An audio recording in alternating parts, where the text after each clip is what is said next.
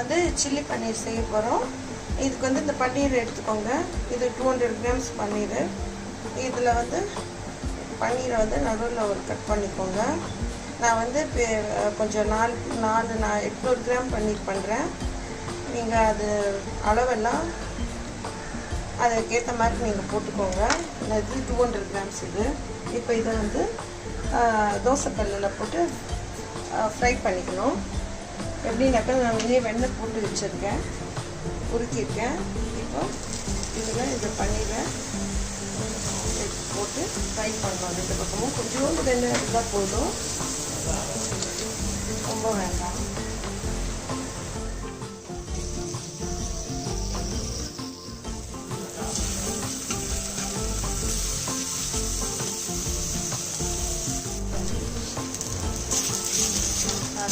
இது கொஞ்சம் brown colour ஆகணும். ஆக்சுவலி இதை வந்து எண்ணெயில் பொரிப்பாங்க. எண்ணெயில் பொரிச்சா ரொம்ப ஃபேட் ஆகிடுது, அது ஹெவியாகவும் ஆகிடும். இது வந்து ரொம்ப சிம்பிளாக ஹெல்த்தியாகவும் இருக்கும், நல்லாவும் இருக்கும். இன்னும் கொஞ்சம் ப்ரௌன் கலர் ஆகட்டும்.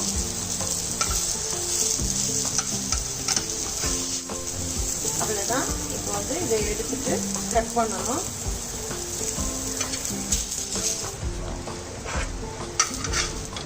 இது ஆறணுன்னு கட் பண்ணிடலாம்.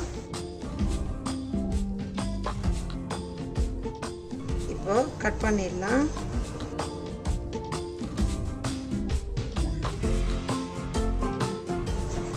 சின்ன சின்ன கியூப்ஸாக போடுங்க, ரொம்ப பெருசாக போட்டுறாதீங்க. அதுக்கு ரொம்ப சின்னதாகவும் பண்ணிடாதீங்க. சின்னதாக கட் பண்ணால் அப்படியே அது வந்து இதுவாகிடும், பொடி பொடியாகிடும். ரொம்ப பெருசாக இருந்தாலும் நல்லா இருக்காது. அதுதான் இப்போ நம்ம எப்படி பண்ணலாம்.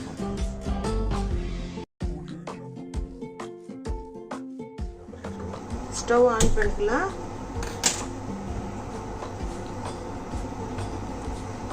கடாய் வந்து சூடாகட்டும். நான் வந்து இது வந்து 8 பேருக்கு பண்ணுறேங்க.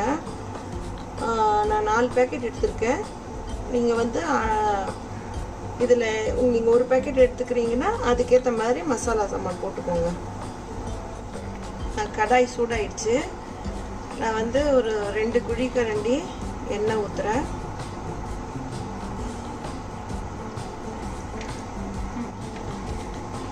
எண்ணெய் சூடாயிடுச்சு. சீரகம் வந்து 2-3 ஸ்பூன் போடுறேன்.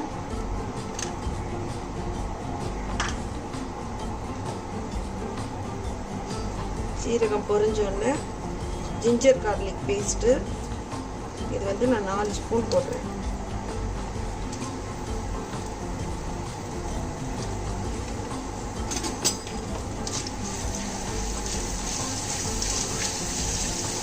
இது வந்து பச்சை வாசனை போகிற வரைக்கும் வதக்கணும்.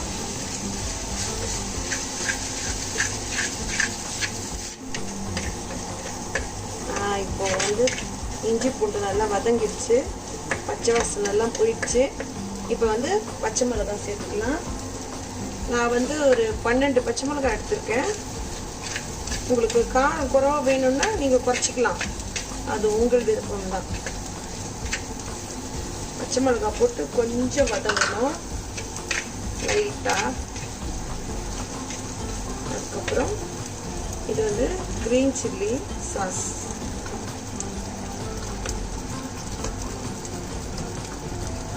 இது வந்து ஒரு 3 ஸ்பூன் போட்டுக்கோங்க. இது ரெட் சில்லி சாஸு. இது ஒரு 2 இல்லைன்னா 3 ஸ்பூன் போட்டுக்கோங்க.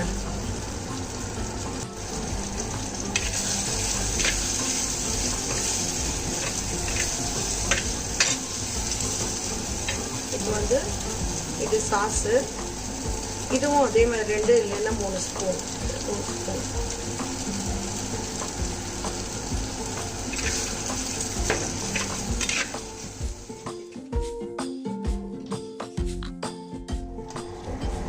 வந்து சில்லி ஃப்ளேக்ஸ் போடுங்க. ஒரு 2 ஸ்பூன் போடுறேன். கொஞ்சமாக உப்பு போட்டுக்கோங்க, ஏன்னா சாஸில் எல்லாம் உப்பு இருக்குது. அதனால் அப்புறமா நீங்கள் டேஸ்ட் பார்த்துட்டு கொஞ்சமாக போட்டால் போதும். தேவையான அப்புறமா போட்டுக்கலாம். நீங்கள் இது கொஞ்சம் ஹை ஃப்ளேமில் வைக்கணும். இப்போ வந்து நான் சீசனிங் போடுறேன். இது வந்து ஆப்ஷனல் தான், நீங்கள் வேணும்னா போட்டுக்கோங்க, இல்லைன்னா வேணாம்.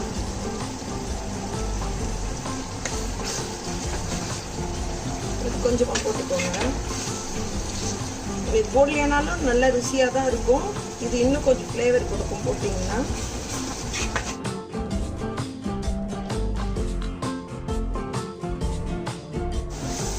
நல்லா வதங்கிடுச்சு. இப்போது குடமிளகாய் சேர்த்துக்கலாம். குடமிளகாய் வெங்காயம்லாம் சேர்த்து அப்புறம் ரொம்ப வதக்கக்கூடாது. இன்னொன்று என்னென்னா, குடமிளகாய் வந்து க்யூப்ஸ் மாதிரி கட் பண்ணிக்கணும். வெங்காயமும் அதே மாதிரி க்யூப்ஸ் மாதிரி கட் பண்ணிக்கோங்க.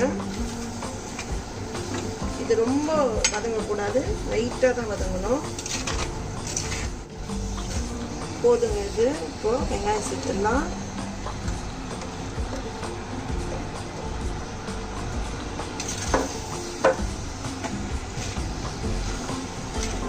வெங்காயம் போட்டு 2 நிமிஷம் வதக்குங்க. போதும், ஆயிடுச்சு. இப்போ நான் பன்னீர் சேர்க்க போகிறேன். பன்னீர் சேர்த்துட்டு ரொம்பலாம் வதக்கக்கூடாது, ரொம்ப லைட்டாக வதக்கணும்.